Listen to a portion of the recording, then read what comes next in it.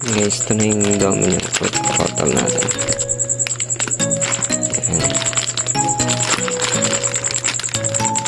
In-order ko sa Lazada.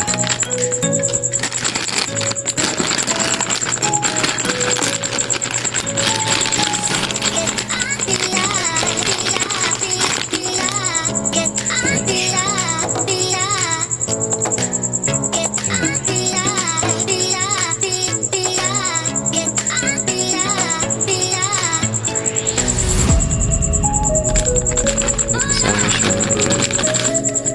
manual tsaka